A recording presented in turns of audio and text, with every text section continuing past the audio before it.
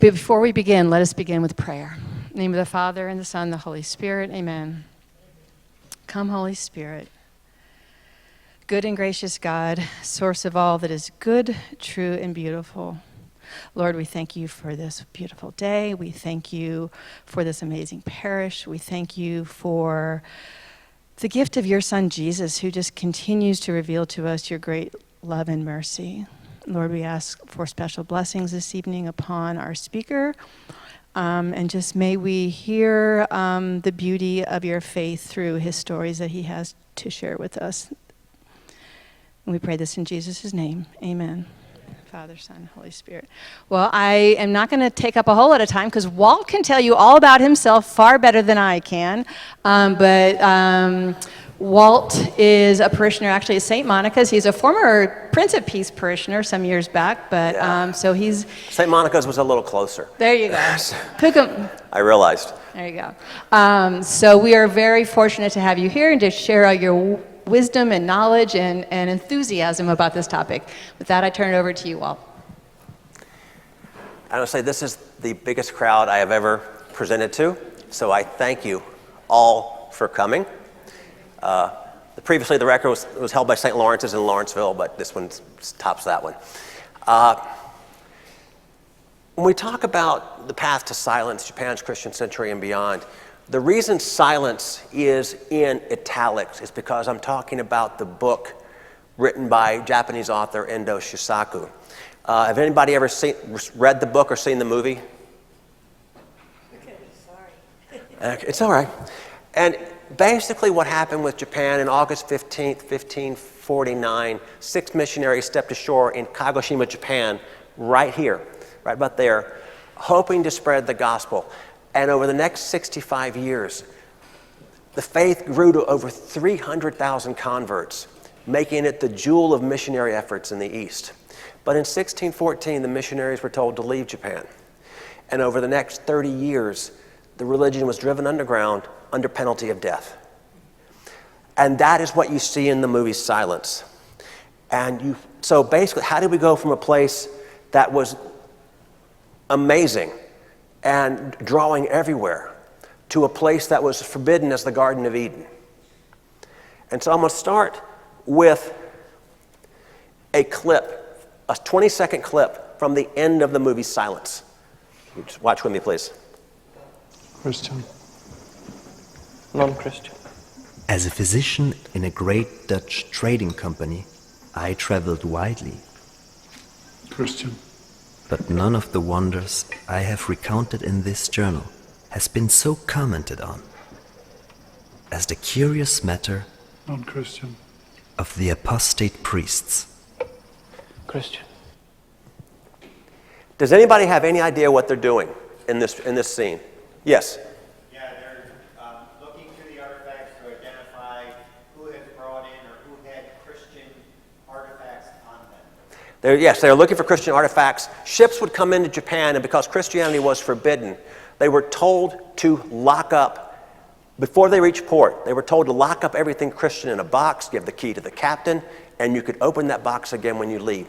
If your goods came into Japan with Christian emblems on them, they could be confiscated, your ship could be taken, and you could possibly be executed. It was that serious. And so these are 2 priests. In the characters, you have Gustavo Ferreira, is the real name of the Liam Neeson character, and the Rodriguez character, played by Andrew Garfield, was actually a guy named Giuseppe Chiara, and I will talk about them later. But what was ironic is one symbol in Japan did survive. Does anybody recognize this place?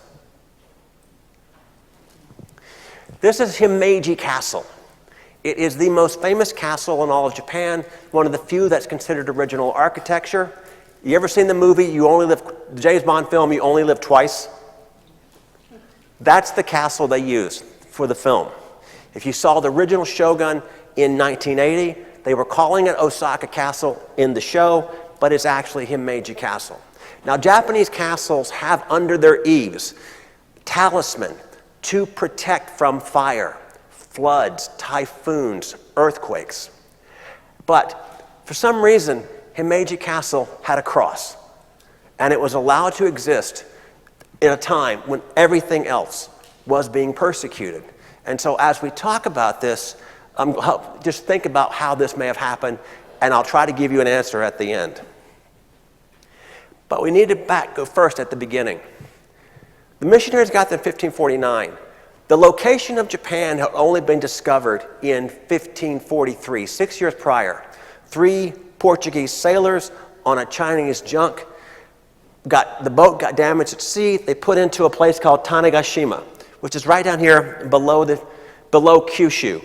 Now, Japan, when we think of Japan today, we think of the 4 main islands: Kyushu, Shikoku, Honshu, Hokkaido, and then also Okinawa, which on the map would actually be over here. Now, in this time period, Hokkaido is mostly another country, with the exception of about this much in Japan. But the rest of them are very much, not Okinawa, but the rest of this is very much a part of the Japanese country at the time. Now, Japan did not have a writing system until the late 4th century or so. So we don't know a lot about what's happening 2,000 years ago, but we do have artifacts. And what we do know is that Japan was operating roughly in this yellow square. They had relations with China, going back to the time the apostles are spreading the gospel. We also know they were sending emissaries to the mainland by the 3rd century. They were dealing with the people in India by the 7th century, but that's about as far as they got. However, there was this guy named Marco Polo, and he went to visit Kublai Khan in China, then Camulac, today Beijing, and so he heard the stories. While he was there, the Mongols tried to invade Japan, and so he heard all the stories. Palaces of gold, streets of gold, everything, wherever this came from. And so he put that in his book, and it sort of captured the imagination of the Europeans who were looking for this place that was not really lost, because in that yellow box, you can see where everything is. They're actually dealing with everybody else. It's just that it's on the edge of the world, and so no one outside that yellow box really knows how to find it. When we think of the missionaries, the team of 6 that went there was led by St. Francis Xavier, one of the founders of the Jesuits. Xavier left for the Catholic base in Asia, Goa, India, when he was 35 years old. He wasn't even supposed to go. There was another member of the Jesuits who was supposed to go on a missionary work instead, but that member became ill. And in those days, you couldn't wait if somebody became ill. These are some of the journeys of St. Francis Xavier. You see, he left Lisbon on April 7th, 1541. And when I say he left that time, you only had a window. The world at this time has been split into 2 places. There were a couple of treaties that sort of divided the world between Spain and Portugal. Portugal got to go through Asia. Spain got to go to the Americas with the exception of Brazil. And so basically everything going to Asia was controlled out of Lisbon, and so you had to leave late March, early April to make the journey. That was a limited window. You'd sail around the coast of Africa, come up between Madagascar and the continent. If you were fortunate, you would catch the monsoon winds across the ocean, and you'd be in Goa, India by late September or mid-October. Xavier was not fortunate.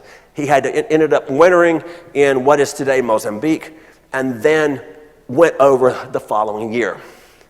But once he was there, he started preaching first to the churches that Thomas created, and then branching out, going down southern part of India, Ceylon, Sri Lanka, going out into the Spice Isles, also Malacca.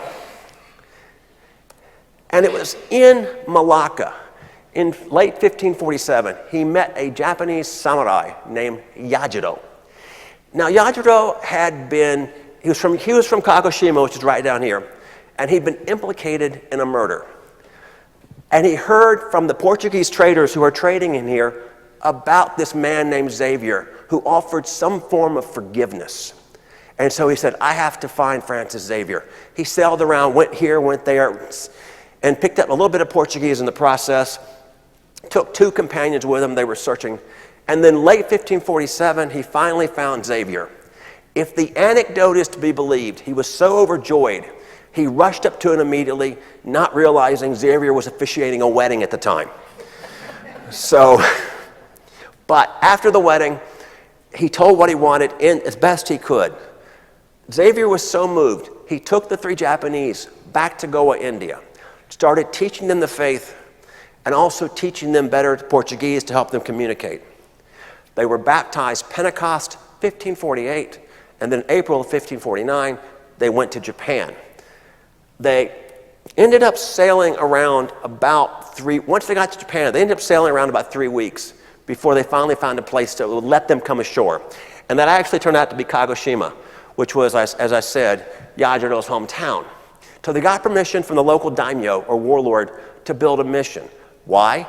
Because this was all new to the Japanese as well. These Europeans brought new goods, and they brought a lot of money.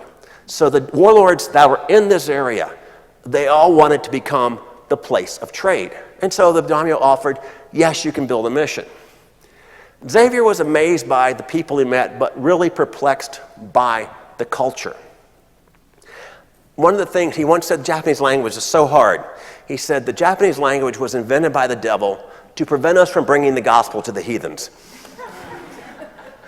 But at the same time, heathens, I don't like the sound of it, at the same time, he thought the Japanese were the most amazing people he had ever met. He discovered that there was an emperor in Kyoto, up around here. And so he said, I've got to go to the emperor, see if I can get permission to preach throughout the country. Went up there, did not get to meet the emperor, also did not get to meet the shogun, who was the ruling military general, and realized, though, that they had no power.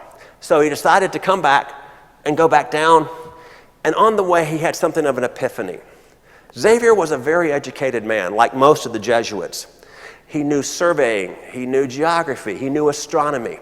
And so one of the things he started doing was he would start teaching the scientific topics that he knew.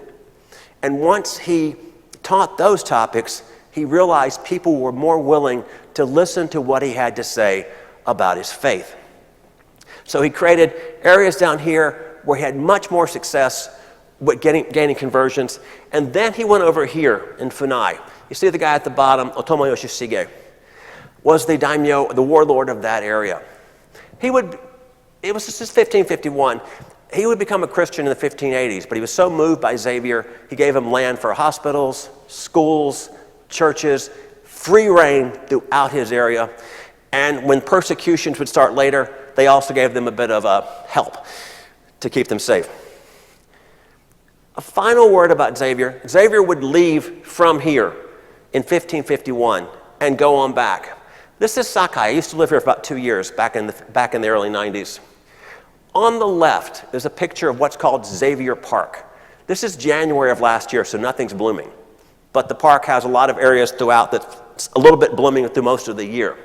Do you see the wooden structure in the middle of the park? You see the placard, the monument in the middle. Francis Xavier was here. He stayed at a rich man's house. We don't know where it is, but it's within a stone's throw distance. That wooden structure kind of separates the park. The reason being because when Xavier was standing on that point, looking out towards those buildings, he was looking at the bay because that's where the water began. And so you see how much it's been built up. Lastly, on the right, that's a statue in Malacca. Xavier's in the middle, Yajiro's on the left, and a guy named Brother Bernardo is on the right. Brother Bernardo met Xavier when he first arrived here. He was a teenager, and he became Xavier's shadow. He went everywhere, followed him to Kyoto, followed him back. And when Xavier left in 1551, he said, I want to go back with you. So they went back to Goa with the idea of going to Europe and becoming a priest. Studying there, come back to Japan, spread the faith. He did make it all the way to Europe, and in one a rather moving type, he was the first visitor of Japanese to Europe. But I say visitor in quotes for a reason. One of the really bad things about this time period is slavery. And so they were already importing Japanese slaves into this area, primarily for use in the sex trade. So when Bernardo gets off the ship, they've already seen Japanese people. It's not so brand new, but they've already seen them. But he would eventually die in Europe and never made it back. After Xavier left, there tended to be initial struggles. Cosmo de Torres, one of the people who came with Xavier, took over. An amazing man. He ran the mission for 19 years. He loved kids, ministered to the sick, and at the end of his life, he had trouble standing up straight. So he had braces built to basically hold on to while he's trying to celebrate Mass. So, amazing man. One of the early challenges was that people thought Christianity was another sect of Buddhism. Why? Well, as I said earlier, the headquarters of Portuguese efforts in Asia was Goa, India. The Japanese, Buddha was from India, at least in that time period, Buddha was seen as being from India. So they thought, this is just another sect of Buddhism. But also, Yajiro had tried translating some things, and they weren't exactly clear. He tried translating the Gospel of Matthew, for example. And I wish a copy existed, but it doesn't. He would use Buddhist terms for Buddhist concepts for Christian deities, and it did not work. He used to call it Dainichi for God. Dainichi is an actual Buddhist deity. And so what they would end up doing is they would take terms from Latin and give them a Japanese accent. So the term for God, Deus, would be said in Japanese, Deusu. And this is how they began to spread the faith.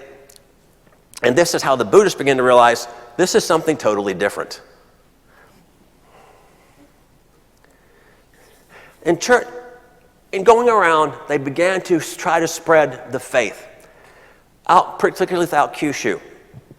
You see the arrows, Kagoshima, Hirado, Funai. Those were places they all wanted to go because they figure they can spread the wealth around. This will help them spread the faith. But the Portuguese merchants wanted a single port. So they tried they wanted Hirado. They tried in the green area, which is Yokosuka. Competing cities burned Yokosuka to the ground. The next year they tried in the red one, Fukude. Japanese ships attacked Portuguese ships in the Fukude Bay, becoming the first Euro-Japan naval battle. Eventually they settled on this tiny fishing village of about 200 plus people, a haven for pirates, but with great deep water ports, Nagasaki.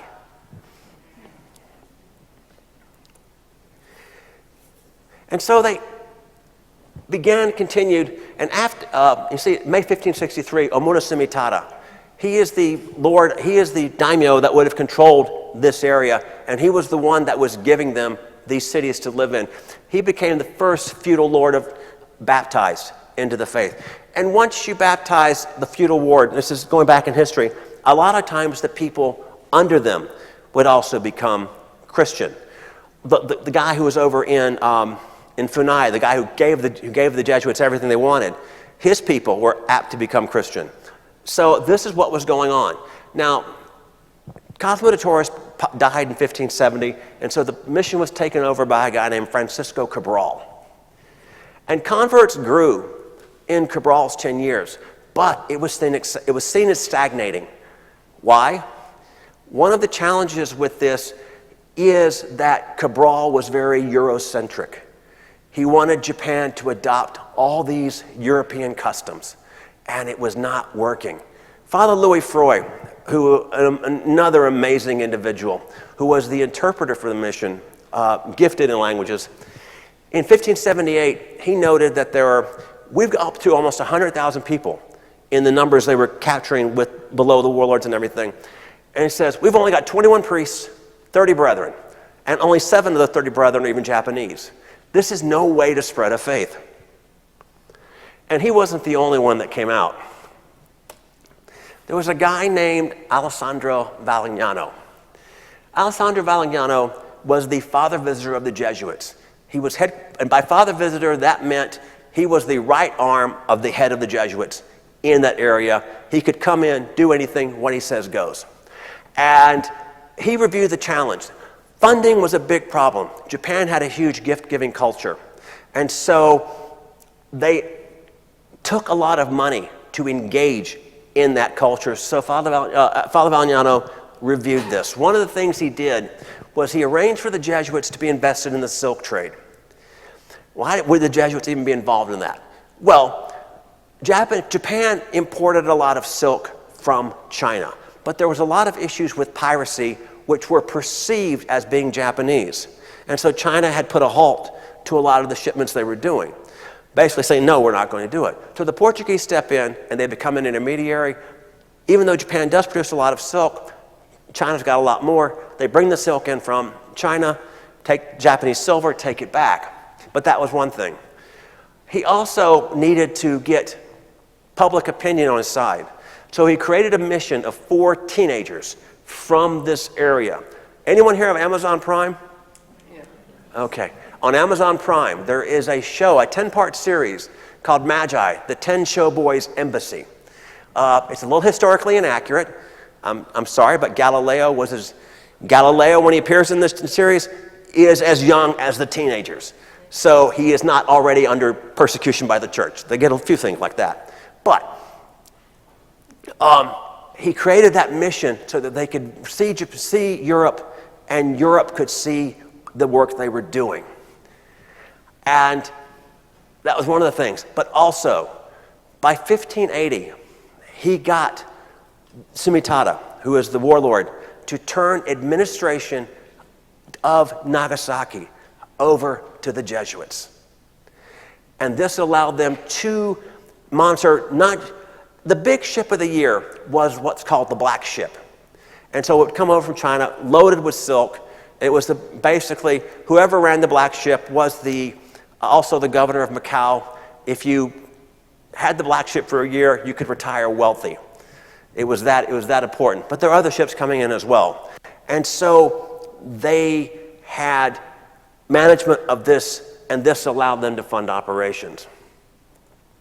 But Valignano also saw the other problems. He made a startling admission. Japan has inferior technology, but they have a superior culture. So he went up and he created rules. He said, first, before you do any preaching, you're going to spend 2 years studying Japanese. You're also going to learn how to use chopsticks, because the people coming in were seen as barbarians by the Japanese. The first Portuguese sailors, they came in, they were illiterate, they cursed, they ate with their hands, and they didn't bathe.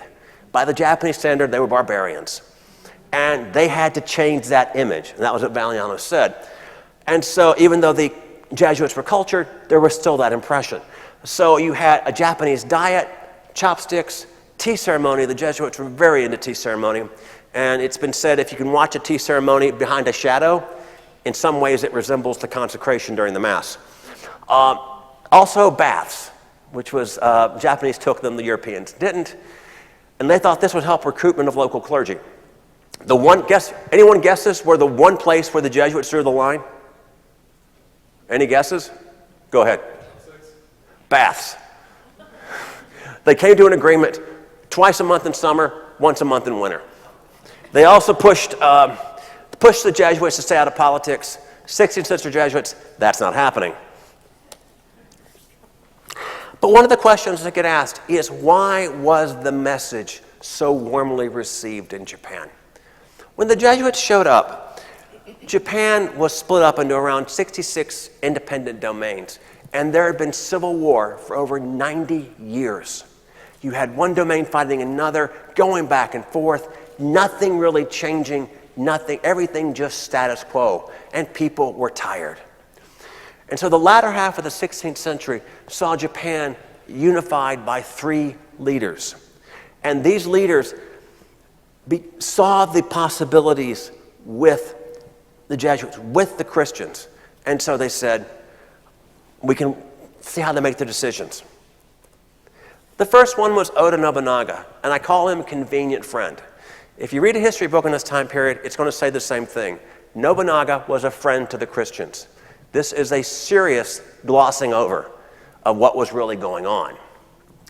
When as the faith was spreading and Christian warlords were starting to spread through the country, Nobunaga's advisors says, I want to talk to you about the Christians.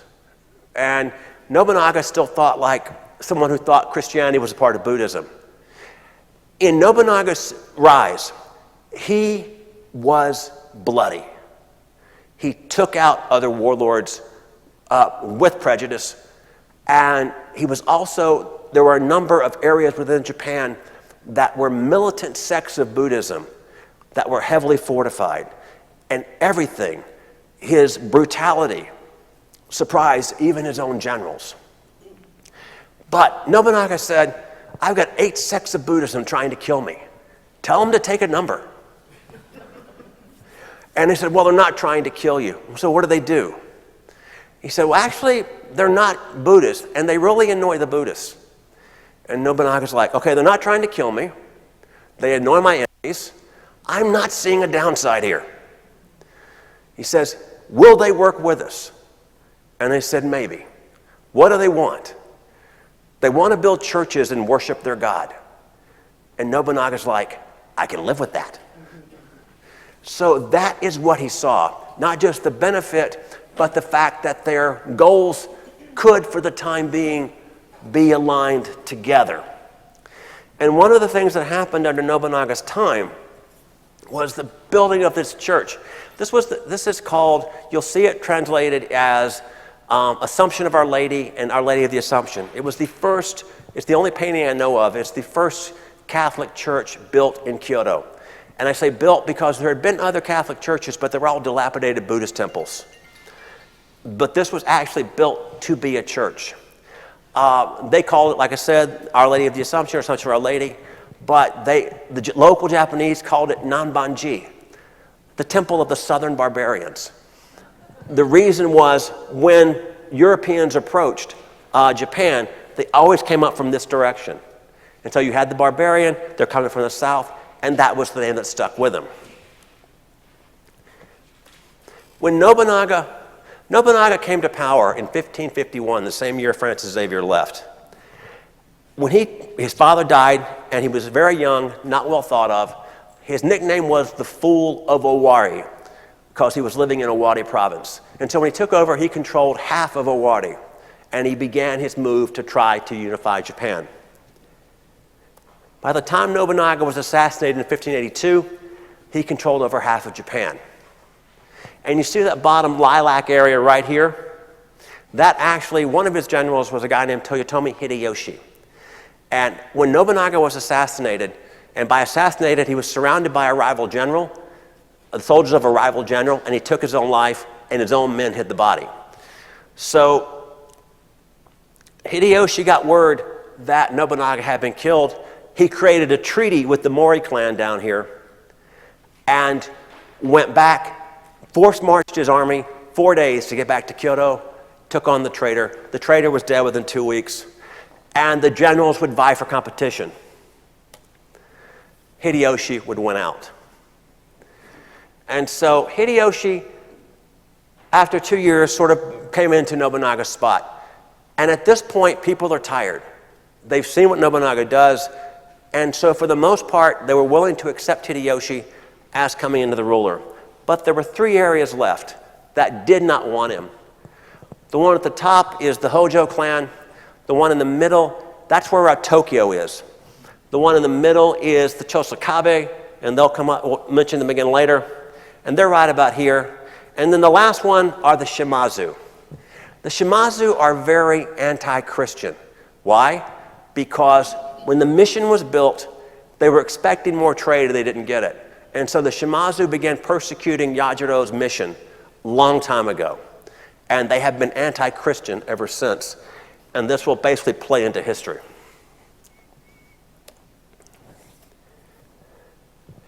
But what happened next would startle everybody. In 1585, Hideyoshi took out the Chosakabe, which were right here. And then in 1587, the Shimazu attacked the Christian warlords around this area. And so they invited Hideyoshi in to help them out. He came in with overwhelming force, quickly defeated them. And there was a party. It was summer of 1587. And the next thing you know, a string of letters goes back and forth between Hideyoshi and the Jesuits, and he started asking questions. And they went back, and eventually Hideyoshi issued a couple of edicts called the Hakata Edict, which was where he told the missionaries to leave the country. The Hakata Edict boiled down to, I mean, he had a lot of things, but you can mention 4 things. Hideyoshi is saying, Japan is the land of the gods and the Buddha. You have been destroying Buddhist holy places. You shouldn't be doing that. You have been proselytizing the leaders. They're mine. If you want to spread your faith, you can talk to the common people, but do not touch them. You eat a lot of weird food, which the meat diet of the European, which was new to Japan. And lastly, you engage in slavery. Now, Hideyoshi wasn't against slavery. He was only against slavery of Japanese citizens. Hideyoshi engaged in slavery himself. He sold Koreans. But in 1570, the King of Portugal had tried to with the Jesuits' origin, they had tried to put a stop to it, and so they put a stop to it in Europe. But throughout Asia, the Portuguese merchants were still engaging in it, and they were saying the Jesuits weren't doing enough. And eventually the Jesuits started threatening excommunication, but it was a little bit too late. So when this edict was issued, there were actually 2 people who had the rights to be in the country. One was Alessandro Valignano. The reason? He was considered to be an ambassador.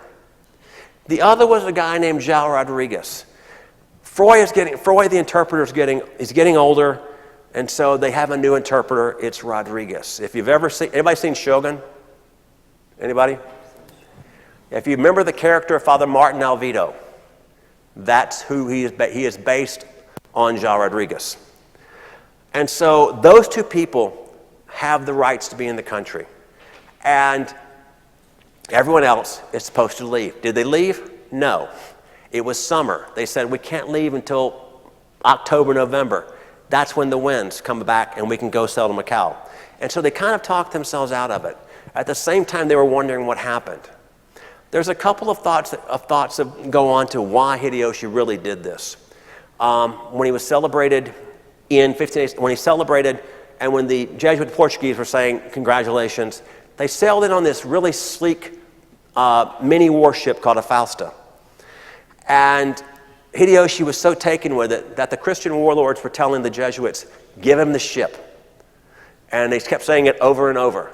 And the new leader in this time was a guy named Gaspar Villela. And he said, no, I've got Hideyoshi down. I'm handling this. Just relax. I've got this taken care of. And so they're thinking possibly he wanted the ship and got upset with them. But a bigger thing, though, as I mentioned earlier, there were a number of militant Buddhist sects that were ensconced and was bloody in removing them. When Hideyoshi walked into Nagasaki, he saw what the Catholic Church had done in making itself a part of Nagasaki. And it's possible that in looking at this, he was seeing the same thing. The way the Buddhists had done throughout the country, this new faith was doing here. And so he was trying to nip it, and he was trying to basically handle it before it became too big of a problem. But no one really knows why. There are other things happening as well. For the longest time, Japan has been handled under what was the Diocese of Macau. And as long as they were part of the Diocese of Macau, the Jesuits had free reign in Japan. The other orders, the Mendicant orders, wanted to get in the country, but they were prohibited by church law. But in 1586, Pope Sixtus V authorized Spain's Franciscan visitor in the Philippines to visit Japan. Why? Because he made Japan its own diocese. Now, they would actually get the orders would actually get approval in 1600, but this was an opening for the Franciscans to go into Japan because they saw what was happening and they wanted to go in there as well and spread the faith. The first friars arrived in 1593, They came in calling themselves ambassadors. And that way, we aren't church people who aren't prohibited, but we are officially ambassadors. And they founded a church in Miyako, which is the old name for Kyoto, in 1594. You see it, a picture of it, the only one I can find. It was called Our Lady of the Angels. The two buildings on the sides are men and women's hospitals named after Mary's parents. The Jesuits and the Franciscans had very different ways of doing things. The Franciscans thought the Jesuits were timid, basically just too Japanese. The Franciscans were also critical of the Jesuit trading practices. The investment in silk was a violation of canon law, and the Franciscans were adamant about this. The Jesuits were upset about the Franciscans' lack of discretion. You can't just come in and do things your own way. So they called them frail idiota or simple friars, criticizing their way towards Hideyoshi. But if you remember the building, do you remember the church that the Jesuits built? It looked Japanese. The church that the Franciscans built, it looked Western. So you realize this was a very different approach in the way these two groups operated. Things would come to a head in what's called the San Felipe incident.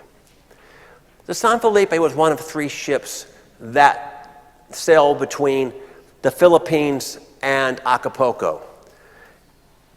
In those days, what you would do is if you were going from Acapulco, and then at that time Mexico was called Nueva España, or New Spain. And if you were sailing from Acapulco to the Philippines, you would almost sail due west when the winds were right.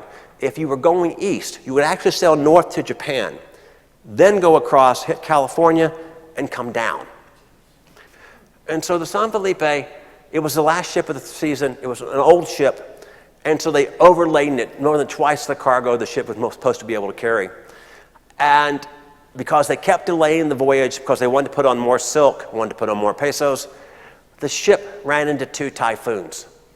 And so it ended up being destroyed right here. I mean, basically shipwrecked right there. They tried to fix things, and they could have gone down here, which would have been a little friendlier area, but because there's more Catholic control in this area. But they said, no, we can do this. And so they shipwrecked the boat there. In this time period, this is in the 1590s. And at this point, Japan is essentially unified. And Hideyoshi is trying to look elsewhere. One of the things he did was invade Korea. And this was a very costly war for him. In addition, there was a massive earthquake in Kyoto in 1595. The treasury was empty. They needed money. This boat showed up with silk and silver for the taking, and they took it.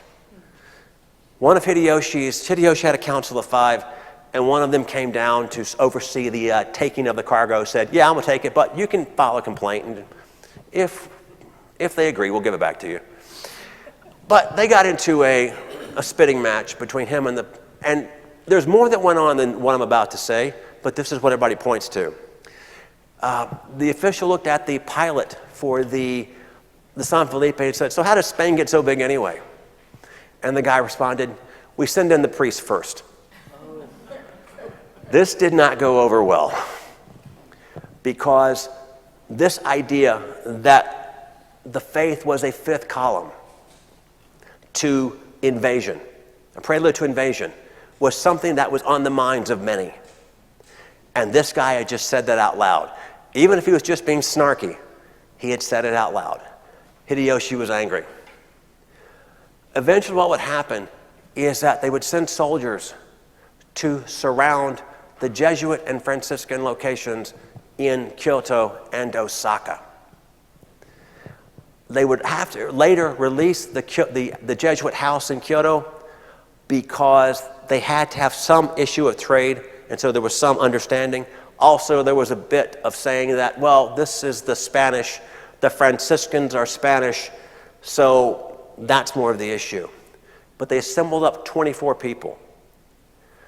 You had 6 missionaries from other countries, 6 Franciscan missionaries from other countries, you had 15 tertiaries, Franciscan tertiaries, who were working, helping the Franciscans expand the faith, including 3 teen and preteen boys who were altar servers at the churches in Kyoto and Osaka. And you had 3 Jesuit brothers, or Jesuit brothers, and 1 brother and 2 novitiates. And they were basically they were ordered to be executed, and they were paraded around. They had part of their ear cut off in Kyoto. They were paraded in cages around Kyoto, Osaka, and Sakai. And then in January, they were force marched from here all the way down here to Nagasaki.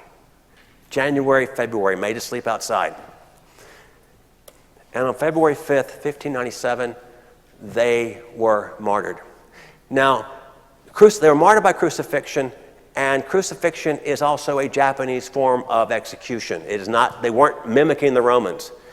Japanese, since there are kids here, I'll just say that a Japanese crucifixion is very quick, and it's basically, if you know how St. Thomas was martyred, it is a double barrel or a double spear of the way it happens, and that's the way they were killed. So it took like 5 or 10 minutes. But they were all martyred. And many amazing stories of that group. We actually celebrated on the February 6th because the February 5th belongs to St. Agatha. But there are 2 people I want to mention. They are called St. Paul Mickey and his companions. And Paul Mickey, he was a Jesuit. He was already a brother. He had grown up in the Jesuit schools, educated there, always wanted to be a priest, hardworking, efficient, a little short by Japanese standards, and oddly, he hated Latin. But an amazing man and a phenomenal preacher. The reason he is remembered is because he preached every day to the other people, to the jailers, to the crowds, nonstop. And that's why he preached from the cross as he was being martyred. The Bishop I forget his first name, Bishop Martins, was in the audience listening to him and said, "This man is the greatest preacher in all of Japan." A second person I want to say is Felipe de Jesus. Felipe de Jesus was from Mexico. He was actually on the San Felipe. The reason he was there is because there was no bishop in the Philippines. He was going home to be ordained. And so as he's talking he knew the people. The Franciscans in Japan were supplied by the same priori in the Philippines where he worked, so they all knew him. And so he said, "Just stay here. Stay at the church in Kyoto." And so he happened to be there when the samurai arrived to surround the place. So for wanting to be ordained, he was martyred. There is a museum behind the monument, and I want to say, I said 24, there's a reason for that. There were 24 when they started. 2 people were added along the route that were helping out the martyrs, and so that's why you have 26. But there is a wonderful museum behind the monument, and across the street there is a church. The church is dedicated to the 26 martyrs, but it is called St. Philip, after Felipe de Jesus. Hideyoshi passed away in 1598, and at the time his son was about 5 years old. His son Hideyori, he hoped he would be the next ruler after him, because that was the final piece. Unifying Japan, you have to put your own family on the throne. And Hideyori was too young to do anything about it. So they created a council of 5, including Tokugawa Ieyasu, who was also one of Oda Nobunaga's generals. Now, oddly, this was the person Hideyoshi trusted the least, because he knew he was the person the most power hungry. Hideyoshi actually asked a certain group to hopefully look after his son as best they can. Any guesses on who he asked? Anybody? The Jesuits. He asked the Jesuits to look after his kid. Of all people, he's just done what he did in in Nagasaki, and yet he's asking the Jesuits, because he's the person they can trust, to actually basically look after his kid if they possibly can. But Tokugawa Ieyasu created dissension in the council. And then 2 years later, there would be a battle between those who were loyal to Ieyasu and those who were loyal to the Toyotomi family. The Ieyasu won and became the ruler of Japan. At the same time, he's saying, I'm just doing this. This is just a fight between the generals. We're all holding the seat warm for Hideyori until he grows up. And then he was named shogun in 1603 and said, I'm still holding it for Hideyori. I'm still taking care of him. When he gets old enough, I will turn it over. In 1605, he retires, passes it to his own son, Hidetada, and at that point, everybody realizes Ieyasu's lying. But there's another player on the board right now. The Protestants in Holland, England, have begun finding out where Japan. In Shogun, it's based on this guy, William Adams. The basis for the novel Shogun, Pilot Major John Blackthorne. He was on board a ship called the Leaf Day, which was one of 5 ships that came out of Rotterdam looking to trade in Asia. One of the things if you see the Leaf Day, you'll see it translated as both love and charity. And somebody will tell you, if they know Dutch, Leaf Day does not mean charity. What's happened is that 3 of the 5 ships were named after 1 Corinthians 13:13. These things remain: faith, hope, and love. And so since the Dutch based the name off the Greek term agape, that has been translated over the years in English, agape, as both love and charity.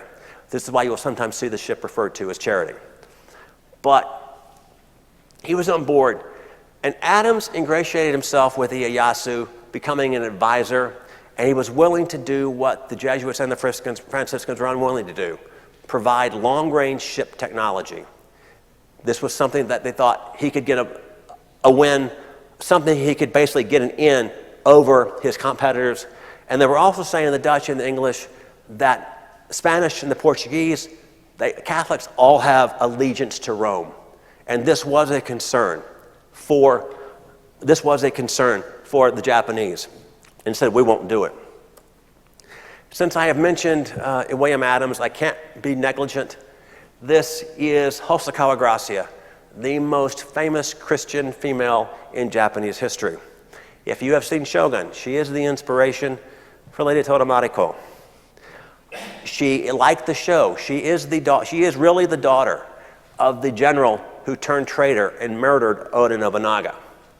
She lived in Osaka, and she was not a Christian, but in 1580, she had many friends who were. And in 1587, when Hideyoshi issued the edict, she became a Christian to spite Hideyoshi and to support her friends. And as far as we know, very devoted to the faith. In 1600, as the Ieyasu and the Toyotomi loyalists are battling, they tried to make her a prisoner. There's a story about that, and the house caught on fire and she died. This drove her family into Ieyasu's side because the Toyotomi loyalists had the ones who had done it. That is from her grave in Osaka. She actually has 2. One in Osaka by herself. Well, she has one in Osaka, and then her ashes are also in Kyoto next to her husband. The larger monument is hers. The 5 smaller monuments next to her are the 5 servants who died protecting her. But it's really a moving. Things continue to get dicey or just problematic. I mentioned earlier about the Black Ship. Japan was re-expanding, and so in 1608, a Japanese crew who had sailed to Macau got into a purchase dispute with the Chinese. And there was a fight, and Captain Major Andre Pessoa, who was both the governor of Macau and, of course, the captain of the Black Ship, put it down, killing up to possibly 50 Japanese. When Pessoa reached Nagasaki in the summer of 1609, on the Madre de Dios, the Japanese who had been there were also coming back. and they were telling the competing story of what was going on. And so this got to Tokugawa, it got to Ieyasu, and they demanded he surrender for questioning, saying if you don't do it, all the Portuguese in Nagasaki will be killed. They refused. In January of 1610, ships began attacking the Madre de Dios. The ship was put on fire, and unable to get out of the harbor, the captain decided to blow the ship up, and everybody went down with all hands, and all the cargo, which still hadn't come off the ship yet. And I say that because they're negotiating to get on, and they're trying to get off, so everything just went down. This was sort of, we see, the beginning of the end, when a few years later, January, February 1614, the missionaries were ordered to leave the country of the gods and the Buddha. It would take them, as I said earlier, they can't leave until October, November, and so they began doing that. By November, most of the Jesuits are gone. The churches in Nagasaki have all been destroyed, and at this time there's over 300,000 Catholic converts in Japan, most of them down here. The remaining missionaries, a group of missionaries went into hiding to try to support this 300,000. 27 Jesuits, 7 Franciscans, 7 Dominicans, 1 Augustinian, and 5 diocesan priests. They weren't aligned with any order. And they went. And has anyone ever heard of Japan's most famous revenge story? It's called the Revenge of the 47 Masterless Samurai, Revenge of the 47 Ronin. In a numerical coincidence, 47 priests went into hiding. So one scholar referred to them as the 47 Catholic Ronin.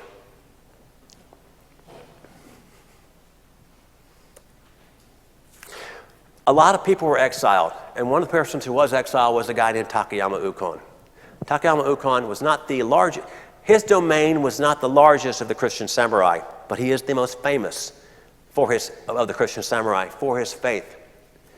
He faced all 3 of Japan's unifiers and told them no. Basically, he had his castle. There was an incident where he had his castle surrounded in the 1570s, and Nobunaga sent his soldiers. He said, I'll let you build a church if you turn it over. And he said, but if he did turn it over, he had family members who would be killed. So he snuck out of the castle in the middle of the night, showed up in Kyoto, unarmed, in Nobunaga's court, and said, I quit, you can have it. Nobunaga didn't know whether to laugh or kill him. He chose to laugh. A few years later, they did build that church, and in looking around for someone to run the castle, he put Takayama Ukon back in charge because he was by far the most efficient guy he had. In 1587, when Toyotomi Hideyoshi told the missionaries to leave, he looked at Ukon, who had been promoted and had a much larger domain now. He said, either give up your faith or give up your domain. He looked at Hideyoshi and said, you can have it. And he gave up the domain again. And then in 1614, because he was so capable and because there was some concern with he could lead a revolt, the Tokugawa said, if you give up your faith, you can stay. He said, you can have it. And he left. There were assassins that went after him. They didn't catch him. He did eventually. They knew by putting him on a boat and sending him to the Philippines, they were going to kill him. At that time, his advanced age, first ocean voyage, he wasn't going to survive. And he died within roughly 45 days after reaching the Philippines. His feast day is February 3rd. He is Blessed Takayama Ukon. He is the only Japanese saint. He's the only Japanese martyr that is recognized alone. Every other martyr in Japanese history is recognized as part of a group. But for his faith in what he did. There were continued persecutions. October 1619, 52 Christians were burned on a dry riverbed in Kyoto, the Kamo River. Because it was wet, the wood was wet, it took a long time to actually execute them. And they began singing the Te Deum Laudamus. People started trying to join them, and those who were watching. And the government is understanding, they were beginning to understand this already, but they're seeing it even more. As Tertullian said, the blood of the martyrs is the seed of the church. And so the Japanese wanted apostasy. By 1622, Catholicism was outlawed, but trade continued with the Portuguese. Missionaries, though, were being hunted, and there were various martyrdoms throughout the 1620s. I point to these two guys, Carlo Spinola and Jerome de Angelis. These guys went through about 6 or 7 shipwrecks. They were on of the boats. They're all on the same boat but one. I think I'm not sure which one had one extra shipboat ride, but all of them had problems. They all had to put in repairs, possibly could have died. They all made it to Japan. When they got there, Spinola went south, de Angelis went north, becoming the first European to ever get up to this area in Hokkaido. The way they caught de Angelis was they started killing his followers, and he had to turn himself in. And so he was martyred in 1623. In furthering apostasy, in late 1620, 1629 or 1628, there is the fumie. Fumie is a combination of 2 words. It means the Japanese verb fumu, to step on, and then image. They were required to step on an image of Christ or Mary to prove they weren't Christian. And then they introduced the pit. If you've ever seen Silence, you've seen them hung upside down. What they're doing, they're being hung in a pit that is filled with excrement. They have had their foreheads cut because the stench is so bad, it's the only way they are able to breathe. And it prolongs the torture. And they had one arm, you see them yelling in the movie. They actually have one arm free, and they're signaling that they want to apostatize. But the picture on the right is a guy named Julian Nakaura. If you do a search online for the pit, you're going to find a picture of Julian Nakaura. He's the example that gets put. Julian Nakaura was one of the 4 teenagers who went to Europe in the 1580s and died a martyr. The faith was driven underground. 1635, Iemitsu, who was the grandson of Tokugawa Ieyasu, issued the closed country edict. Any Westerners teaching the faith were subject to imprisonment. Japanese couldn't leave the country, and if they did and came back, they were executed. All Portuguese ships were inspected for priests, and there were sizable rewards for finding those remaining missionaries that were still out there. One of the most heartbreaking episodes is the Shimabara Rebellion. Shimabara is down in this area right here, and the local warlord in that area had put a heavy tax on what was a mostly Catholic population. And it wasn't that they weren't trying to drive, they saw the tax as a way of driving it out.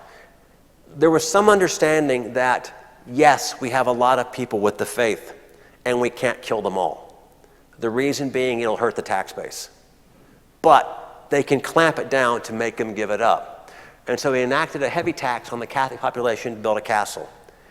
In the 1630s, was a huge drought, and the warlord's son is taken over by this point, continuing the tax. The population rebelled in December of 1637. And then April of 1638, Hara Castle, they hold up. The rebellion was quelled with 125,000 samurai and offshore bombardment by a Dutch ship. 37,000 Christians, including the teenage leader Amakusa Shiro, were executed. When they got into Hara Castle, they found the bullets they'd been firing had been melted down and put in the shape of crosses.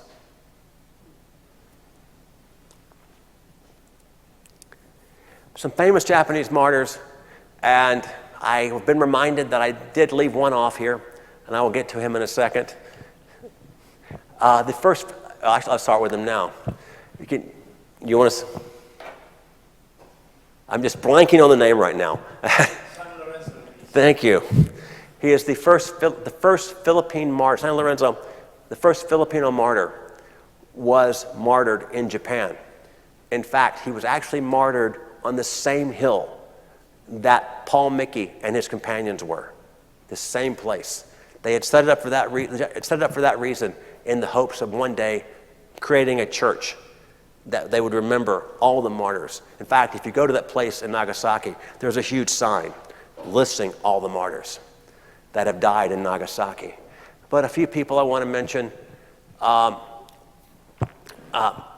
Blessed Thomas Jiho, he was an Augustinian friar, first Augustinian priest. He left Japan during the exile. So did Blessed Kasui Kaibe, who was a Jesuit exiled. They both studied. They both came back hoping to spread the faith and were eventually captured and executed. And a woman who I just can't even imagine what she went through, St. Magdalene of Nagasaki. Her parents were martyred in 1620. She worked with the Augustinians who were in the country, serving as their interpreter, and she watched 4 Augustinians be martyred for the faith, one after the other, she was basically serving them, helping them stay alive. And so in 1634, she decided, I've had enough, openly declared her faith, and walked around, began preaching the gospel. They captured her soon shortly thereafter, and I've seen 2 options. They either tortured her for 13 straight days, either they tortured her and then put her in the pit, or they tortured her for 13 days in the pit. I'm not quite sure. I've seen competing stories. And then the body burned, ashes scattered. I can't even imagine what that woman went through. St. Magdalene, Nagasaki. And now we get to Gustavo Ferreira. Gustavo Ferreira is the Liam Neeson character in Silence. He arrived in 16... Do you remember the ship that blew itself up? He was on board. When the ship arrived, the Jesuits would come on those black ships, and he got off and went and studied Japanese for 2 years. The rule, and then started preaching. And he went into hiding in 1614. They say that the head of the Jesuit order apostatized. What happened was, after so many years, the Jesuits had a next man up mentality. Until Rome tells us otherwise, whoever the most senior person here, you're in charge. And so eventually, he's hiding for 19 years. There aren't many of them left. And he's the next man up. And so he becomes the head of the order and apostatized. He hung in the pit, recanted. But the thing about him was that Portuguese traders had seen him marched off. And they'd gone back to Macau and reported that he had died for the faith. And so he was celebrated in Macau for several years before they finally found out the truth. And so they began sending in groups to try to bring him back. The first group of 10, they were all killed. The second group had a guy named Father Giuseppe Chiara. And the Japanese by this time have honed their methods of apostasy, and Chiara apostatized. That is, like I said, the Andrew Garfield character. In the book, he's called Rodriguez.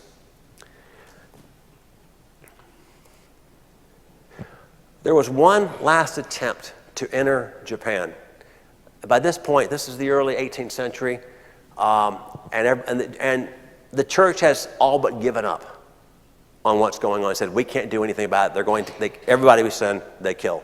But there was an Italian priest named Giovanni Sadati, and he became obsessed with it. He said, I want to go. And they told him, forget about it. But he wouldn't give it up, so they finally gave permission. He snuck into a place called Yakushima, which is right down here. And he was eventually captured quickly because, as the portrait shows, even though he tried to dress like a Japanese, he stood out a bit. He was interrogated by a famous Japanese scholar, author, Arai Hakuseki. And after talking with him, Hakuseki made an amazing admission. He said, these people aren't here to invade us. They are not an advanced group. However, it seems that wherever they go, chaos follows. So Hakuseki made a request. Let him go. The Japanese government refused to do that. He said, then don't kill him. He's not here to do what we think he's going to do. He doesn't deserve to be martyred. So they put him in a place in Tokyo, which was called the Foreigner House, if I remember correctly, and he would be the only resident ever there. They put him with 2 former Japanese Christians who had apostatized. Sadati tried to reconvert them back to the faith, and they were either killed or just allowed to die. A few years ago, after this, the house sort of just falls off where anybody knows where it is. A few years ago, a company in Tokyo was doing some construction work. They began digging. They found the house, and they found the bones of Sadati and the 2 servants. That monument in the middle is on the island where he came in Yakushima. But there were people trying to keep the faith, which unfortunately couldn't be absorbed because there was a lack of priests. Tasks to be divided among lay people. Baptism was huge for these Christians. They had somebody who specifically did the baptisms for all the groups. But they turned the worship system into a system of prayers. And they also combined things with Buddhist services. The hidden Christians would be required, especially down here, there was a law was passed. You have to go to you have to register with a Buddhist temple, and you have to perform the fumige once a year. Down here it was required. Through the rest of the country, less so. But they would go in, do the fumige, and then they would go say acts of contrition later. If a Christian died, they would hold a Buddhist service, and somebody would take a rosary, hide in a room, and and say prayers, constantly prayers over and over as they washed the rosary and begged forgiveness. And so had a single Christian funeral for the person, while publicly it was a Buddhist funeral. They would hide things. That's a bodhisattva on the left of a woman with a child. This doesn't exist. This deity did not exist. This was actually a representation of Mary and Jesus. And they did this with other statues as well. You see this statue on the bottom. There's a cross carved in the back. And I don't know how widespread this was, but Japan also had its own sign of the fish. You remember back in the Bible where they would have the early Christian church, they would have this fish sign that would tell people. Now, as I mentioned earlier, Mark Ravina, the history professor who wrote The Last Samurai, Dr. Mark Ravina, he once said about Japanese, he explained it this way. To imagine what the Japanese language is like, imagine that the French don't have a written language. So they look around to find something to use to write French, and they choose hieroglyphics. That's what Japan did. So they had their own Japanese language, they brought in Chinese characters, and so they had every character's got at least 2 sounds. And so you could be Yama, it could be San. That first character means mountain. The second one, rice field. The third one, circle. The fourth one is a roof. The first 3 characters are taught to first graders. The last one is taught to third graders. And you could be, if you don't know what the representation is, you have no idea how to pronounce it. And so it could be Yamaden Maruoku. It could be Sanda Enya. You have no clue unless somebody tells you. But for the Christians who knew, it was Santa Maria, St. Mary.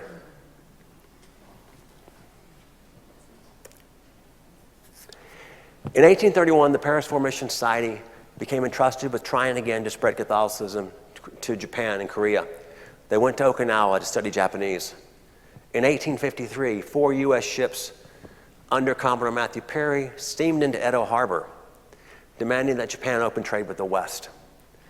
1858, Harris Treaty, and named after Townsend Harris, the first consul general, permitted Americans to practice but not proselytize. Other treaties followed based on the Harris Treaty, and by the end of the 1850s, there are several ports served by priests. In 1865, Ora Church was constructed in Nagasaki, becoming the first new Catholic church. A picture of it's on the left. At the bottom right, you see Ora Church today. If you're walking up the hill, and everything in Nagasaki is up a hill, unfortunately, but if you're walking to the right, on the right there is a museum for St. Maximilian Kolbe, or Kolbe, I can never remember how to pronounce his name, because he was in Japan before going back home. And so he served in Japan for a number of years. Father Bernard Pettigin was a French priest who were approached by 3 women looking for Santa Maria. And Pettigin was stunned. And this was the first anyone had heard of that there might still be Christians in the country. And these women were approaching under penalty of death if they are wrong. And there had been sort of a move away. There had been pockets of Christians discovered. There had been one incident in Osaka that was actually more of an incident of simony by some people who practiced divination. They tried to use Christian divination, and they ended up being executed for it. But they learned that these pockets of Christianity were actually existing. So those women came back that evening with an entire group and said their first Mass with Father Petitian. By 1873, Christians were allowed to openly practice. Signs prohibiting Christianity were removed. December 1882, 3 Japanese priests were ordained, the first since reopening. 1892, roughly 30,000 of the estimated 50 to 60,000 hidden Christians rejoined the Catholic Church. I'm going to come right here and go back to that cross. From about 1580 to 1585, there was a guy named, I've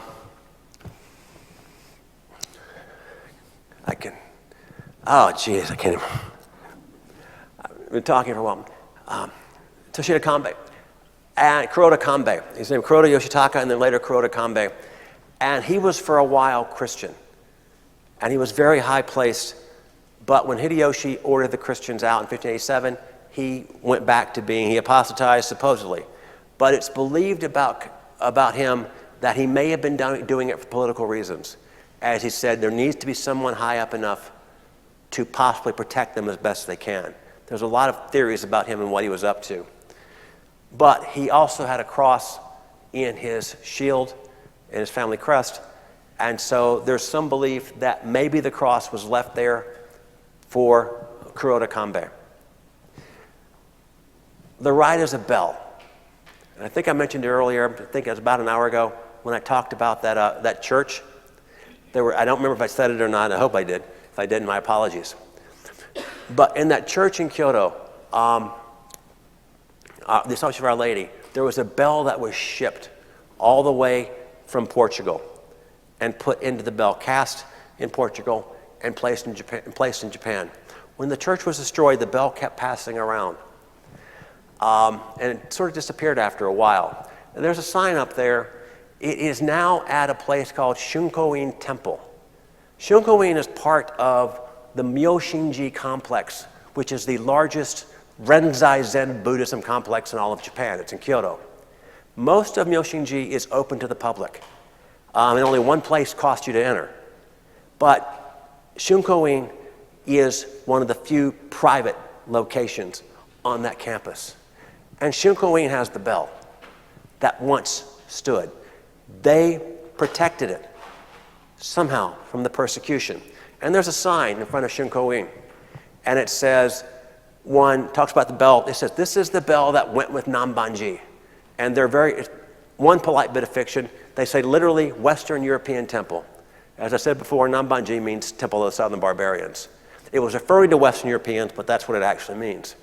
But it also says, we got this bell in 1854. 1854 was the year after Perry showed up. So it's likely, Shunkoin was actually founded in the late 16th century, and though maybe not publicly admitted, it is likely they had it. And they would have to protect it one more time. In World War II, the Japanese government sent out a missive to all the temples. We want your bells.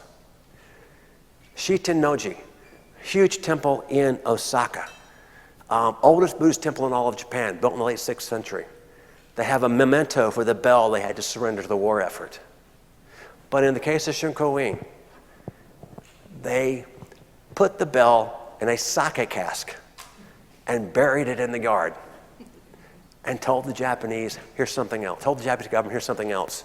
Seeing the need to protect that bit of history from being destroyed in World War II.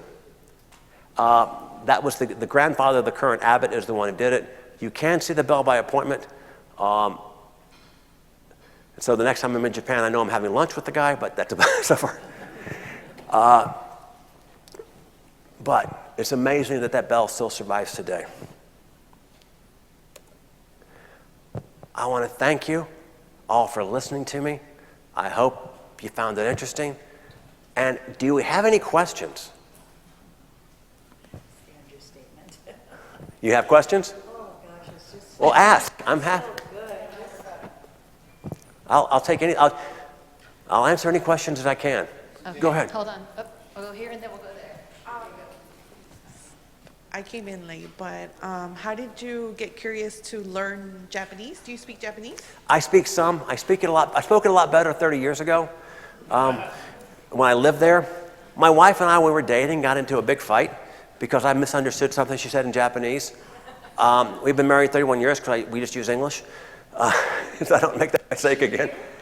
She's not here with us. She when I do things like this, she just likes to stay home. She finds my fascination with Japanese history a bit taxing at times, maybe. But she just says, "Okay, it's your thing. Go ahead." Yeah, and I was going to ask the same thing.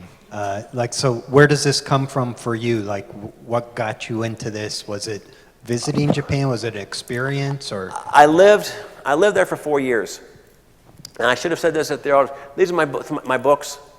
They are all set roughly 10 years prior to showing the late 16th century, in the middle of Japan's Christian century. So everything I do here, I'm not a PhD by any stretch. I just studied this as an avocation. But all my books are set in that time period. And so I have to deal with the fact of the Christian faith and what was happening at that time. And so it's an offshoot of the research I do for my books. My last one, Samurai Soul, set in Osaka, 1590. I've got a priest from Portugal dealing with it. It was rather interesting to try to write a Portuguese priest with a Portuguese accent, trying to speak Japanese, and then present it in English. That was a lot of fun. Fortunately, there was a wonderful professor at Dartmouth who corrected some of my mistakes. Anybody else? Go ahead. What are your books about? They're called I call it historical fiction with Christian elements. Now, what does that mean? You have Christian fiction. Christian fiction is like Touched by an Angel, if you've ever seen that. It's always at the end of them. There's a failing of faith, a crisis of faith, and at the end you understand that God loves you. That's Christian fiction. Fiction with Christian elements is a story where characters are Christian, but there's something else going on. The Father Brown mysteries. The main character is a Catholic priest who every week solves a murder. He has to be a Catholic priest. And if you're old enough, you might remember the Father Dowling mysteries. Priests who solve crime are a very popular trope. It's been going on for a while. But that's what I do. And so in my case, there is a clandestine group of anti-Christian samurai trying to take on Christians in various cities. And so I've got a group trying to stop them and find out what's going on. So I wrote the first book, The Samurai's Heart. That is set in Himeji. It involves the prodigal son of a high-ranking samurai who couldn't deal with the fact that he had a problem. He had a lame foot, and so had trouble becoming a samurai. So he fled his father and became the apprentice to a swordsmith, and eventually falls in love with the swordsmith's daughter, who wants a Christian husband. And he's not Christian, and in fact, his father is tasked with enforcing the ban on Christianity, so it puts him in a very awkward position. So that's that book. Samurai's Honor, a good friend of mine in Tokyo, Japanese, said, "You got one mistake in the Green Book." So I wrote the prequel to The Samurai's Honor, The Samurai's Heart, The Samurai's Honor, said about 10 years prior. I dedicated to him and his wife and said, "I hope this fixes the error." And then I recently released The Samurai's Soul, which is set, a continuation. It's a standalone book, but it's set in Osaka, 1590. I'm now working on the final in the series, which will be set 1591 in Kyoto. And then the second chance is something I refer to as Shogun meets Quantum Leap. It was a time travel novella. Anybody else? I have a question. Yes. Oh, wait. Who's back here? Thank you for coming, first of all. And You're welcome. Thank you for having me. Like I said, this is the biggest crowd I've ever had. Well, I appreciate it. about 100 years ago when I was in grade school, we had some Franciscans, priests Yes. who had been expelled from Japan and China. And they would come in and tell us stories of how people had hidden different Christian things around the yards and Yes. around their home, and how it was dangerous for them to live there. So I really wanted to hear what you were talking about. But they also were telling me how strong the faith was with so many people. Did you find that when you were doing all this studying, that these people who had lived through the dangers of World War II or the stories was really strong, or was it just all coming back? I don't quite understand how we're back to where we are. I mean, as far as World War II, the thing I remember most is there was a family I used to eat dinner with every Sunday. And my in-laws were not old enough to really know about World War II. They were born in 40, but that's too young to remember. But I remember this woman who was a grandmother of the family I ate with, and she was old enough to remember back in that time, and said the one thing that really got to her is how they were all afraid and couldn't say anything. They all thought at some point it comes into them that they know something's wrong, and they know this is wrong, but the government was going where it was going, and they couldn't do a thing about it for fear of being killed. As far as now, the Christians themselves, there is always pockets of Christianity. The author of Silence wrote another book called Sachiko, and it takes place in pre-war Japan. Father Maximilian Kolbe is in the book, and is one of the characters in the book, and it's how did you adjust having a Catholic faith in dealing with this ongoing war, which was of anything you ever taught. So that was, in reading some of Shisaku's book, you can pick up on a lot of things on what people might have been thinking back then and how they were dealing with it. But they were also following what Japan, there was this love of Japan and what they told them to do. Go ahead. I'm sorry. It's okay. Oh, yeah. Okay, so, there's everybody I know is traveling, except me tonight, it seems like. But there's a lot of travel focused on Japan. Yes. But I don't see a lot of these travel things focused on any of these, like Kyoto, and any of these shrines that, I don't know, I would call them shrines, important places to that. Is there a group that you know of that would do more Catholic type things, like they do in Europe, go to all these places? If you're going to go to Catholic visits, there are, I won't say tours, but you would go down to this area, Nagasaki, and then surrounding places. I've talked to my wife about actually going to Yakushima because there are a number of Catholic monuments. They're lesser so throughout the rest of the country. But in southern Japan, Hara Castle, you can still go to remember them. There's also one island, and I cannot remember the name of it, where they were essentially left alone. And the reason being their accent was so strong that the government determined that no one else could understand what they were saying. But if you want to do that, I was in Nagasaki for a day and a half, and I couldn't even begin to scratch the surface of what's in Nagasaki. You could spend a lot of time there, and that's where I would start if you wanted to do a faith trip of that type.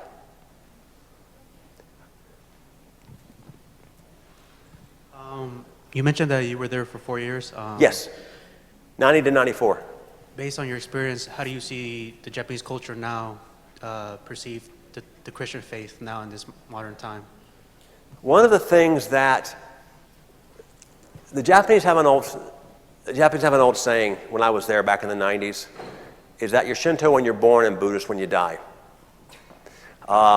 Religion is sort of, I remember people being asked, do the Japanese believe in God?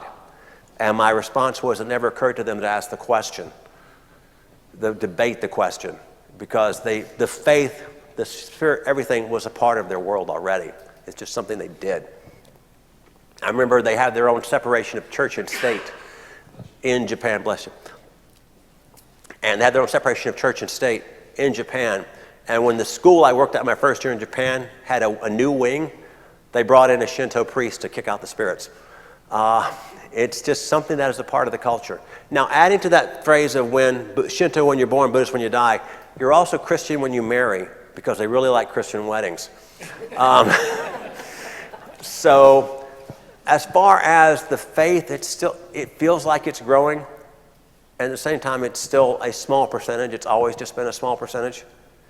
If you're looking in that area, I mean, it's still less than 5%. I think it's like closer to 2%. But you hope the faith is growing, and that you hope that it will find more throughout the country. But it's hard to say. But there's always wonderful stories and some of these churches that are just beautiful and things they do. And yeah, it's very Japanese style, but then, of course, that's the way the gospel is. We basically have the Mass that is now taught in the local language because we sort of adopt to what's going on. Anyone else?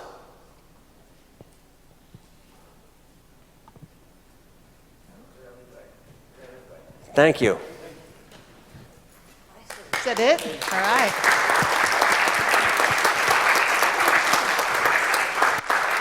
Well, this was an amazing evening, and Walt, I thank you so much for offering your services. You're welcome.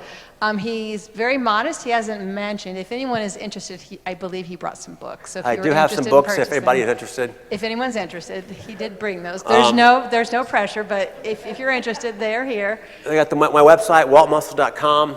I do have a Substack thing called The Chrysanthemum and the Cross.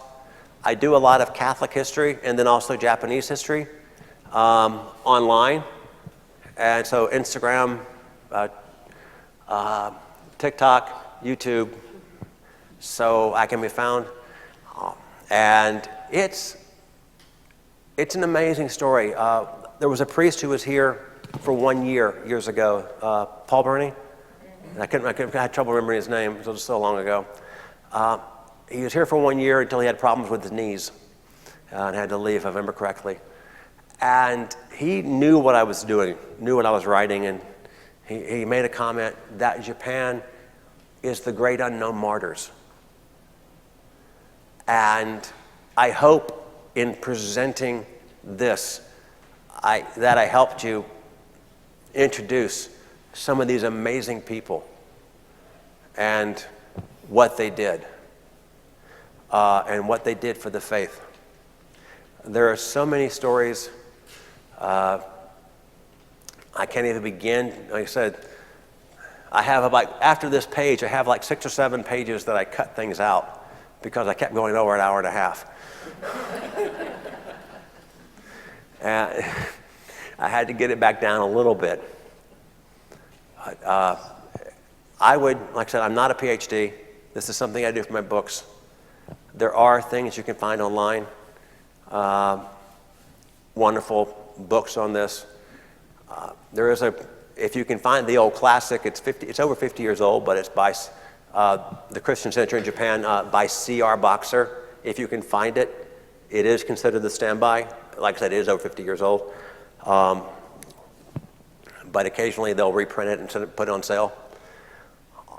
There are a number of books out there talking about what happened, following what these 3 leaders did in reference to Christianity and how they used it. I think in how they adapted to it, and they didn't quite know. I always find the speech by Arai Hakuseki, the scholar, who said they are not part of an invasion force. They are not an advanced group. It's just, in their mind, Christianity changed things so much when it arrived that chaos was created in whatever order existed previously. And that may be one way of looking at it. So he doesn't sound, the way he put it may not sound right, but understanding that he meant that basically when they show up, things change. And so it messes with whatever your status quo is. Anybody else? One last question. Anybody? All right. Thank you again. Hey, thank you all for having me.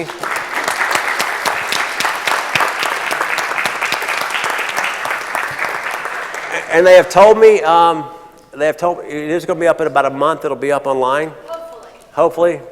And I'll post it to my website. And you see, I can post it to my website as well. Once you put it up, there'll be people telling me how wrong I am. So just be ready for that. I've been told I'm wrong before, numerous times, on a number of subjects. Thank you.